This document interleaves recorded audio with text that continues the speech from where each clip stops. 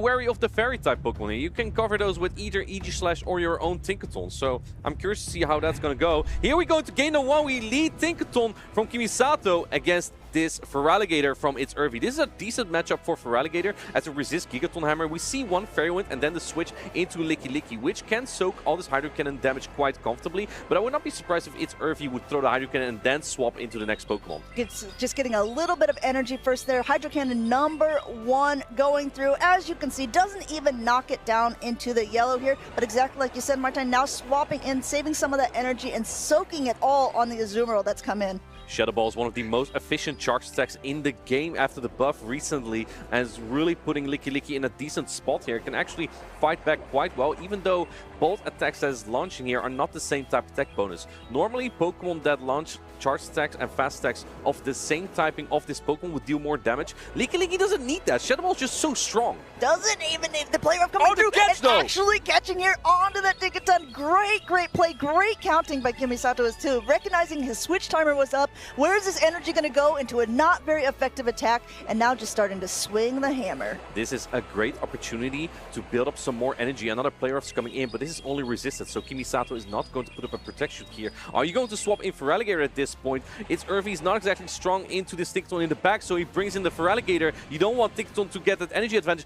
In comes the Hydro Cannon. If you want to preserve this energy, you have to use a protection. But K1misatow only locks in a Bulldoze here, not a Gigaton Hammer. Going ahead now, going for a bait attack. It's going to be able to go through here. Will ItsUrvy call out the bait there? Looks like he is not going to use a Protect Shield, knowing that even that Gigaton Hammer would be able to knock out, and it looks like he does get the defense drop. However, this will be able to help out that Tinkaton a little bit here, or that Licky that's swapping right back in. We see a catch here, but I don't know if that's what you want here as K1misatow. This Hydro Cannon will knock out Licky. Now you lose all the energy, and ItsUrvy still has 2 Protect Shield, but in comes this Pangoro now, which can get a lot of energy here. And the energy is going to be quite good, but looks like K1misatow is opting to throw Nice Ice before the Hydro Cannon because he wants to preserve those shields. I really like that play. It forces a shield off of ItsUrvy's side as well because he wants to be able to get that Hydro Cannon off. You heard the sound. The attack is now up on this as well, proving that Pangoro can really start going to town. Going ahead, just charging up a little bit more energy. The Azumarill is coming in, but the Azumarill is completely dry.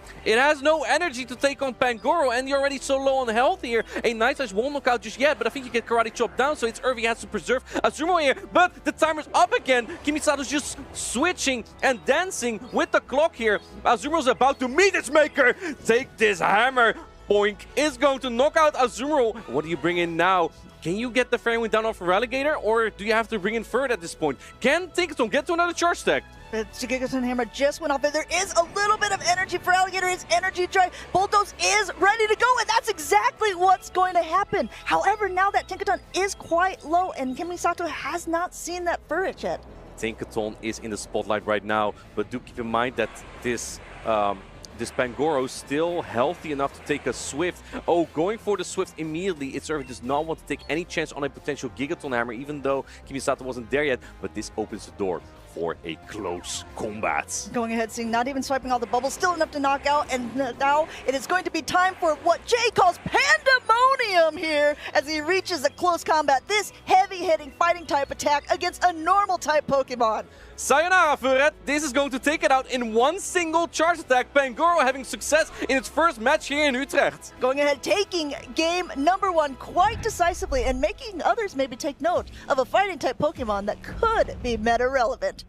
I'm not sure if that's going to be the case immediately, but the thing is, you have it covered with 2 Steel-type Pokemon. So, like, Tinkaton and EG can cover potential Fairy-type Pokemon like Azumarill and Togekiss. Then maybe Pangoro can do things. Well, it looks like Pangoro did do things in that game number 1. Close matchup between these 2 trainers who have most likely played against each other in, like you said, local cups or challenges. But they're now on the big screen. They want to be able to prove themselves to be the king of the Netherlands. We're about to find out because ItsUrvy. How is he going to come back from that? He has a little bit of that kind of convenient team here with some of the picks that used to be meta, but not so much anymore. And then he put that Tinkaton on it. I think if you have Tinkaton and Feraligatr on your team, you probably have always played because they're such a perfect core. There's almost no core breakers to that. And Feraligatr, we did see earlier on being able to hit heavy with that Community Day attack Hydro Cannon. However, you pointed this out in the pre-show, and I think it's rather important. If it's not a Shadow Feraligatr, it's not doing enough damage with 2 Hydro Cannons to knock out that Licky Licky because its fast attack Shadow Claw really does not much damage at all to the normal type Pokemon. So is there more, like, not more merit, but is there definitely merit for running the Shadow Feraligatr instead? It is exactly for when Licky Licky's not using Protect Shields. But I must correct myself just a little bit there. It might depend on how little attack and high defense and HP the Licky Licky has. But we're heading into game number 2. We have Pangoro meeting Tinkaton this time. I think K1misatow has to get out. But he's not exactly that strong into Tinkaton. Swaps into Licky Licky, but is met by Azumarill. Okay, ItsUrvy swapping into the Azumarill, just soaking up this Shadow Ball damage. We did see this play earlier on in game number 1. K1misatow just going ahead, trying to get as much damage off as possible onto the Azumarill, knowing that it's going to take 2 Shadow Balls and at least a Body Slam to knock out, while Azumarill can more comfortably go straight for those play roughs. Yeah, that's kind of interesting though, because I think this is a great opportunity for K1misatow to get shields down. I also think that ItsUrvy had plenty of answers into that Pangoro. He also had Azumarill for it in otherwise. Now, this Licky Licky might be in a position where it can flip switch advantage. And on top of that, if you get shields down on that E-Slash, I can tell from experience, that thing is very hard. It's hard to get through here. We'll have to see if we'll see it in this matchup. Actually going for an Ice Beam, but the Shadow Ball will be able to reach first because it is charge attack priority, and it looks like ItsUrvy's choosing to let that go through. It does knock out the Azumarill with all of that energy, and now what do you come in with? Because you can't really fast attack down a Licky Licky at this health.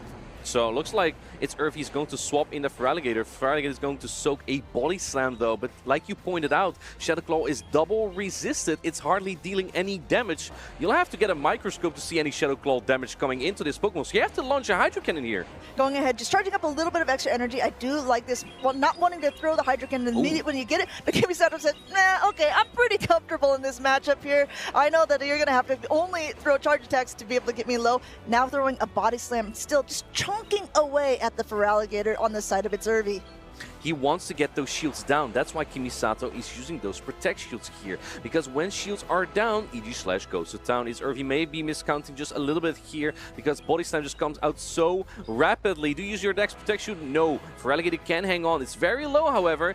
Getting some more energy and now going for the Hydro Cannon. I'm not even sure if you can get to another Hydro Cannon into this this Pangoro. We'll have to see because I think it's going to be coming in next. Still 1 Protect Shield left on both of the sides here. Pangoro coming in. He does able to get to the Hydro Cannon. This is quite big for ItsUrvy, but I think that K1misatow might be saving those shields for EG/Slash. Going ahead, saying, I saw the Tinkaton. I know that the Pangoro maybe doesn't have its place here, but he's able to make it to a close combat first. Pangoro's not exactly a bulky Pokemon, but I think that K1misatow recognizes the win condition. You look at the backline or anything else that ItsUrvy could have had, and EG/Slash could either have a good matchup or just take down everything in one charge deck. Yes, you have Bulldoze as a super effective charge deck, but just look at how little this is going to do. K1misatow is not using a Protect Shield for this. ItsUrvy putting up the Bulldoze, hoping for the defense drop, and it looks like he does not get it there. So if you first don't succeed, try and try again. Bulldoze number 2 coming through. There we go. The thing is, EG/Slash is always going to build up as much energy as possible before throwing the charge attack,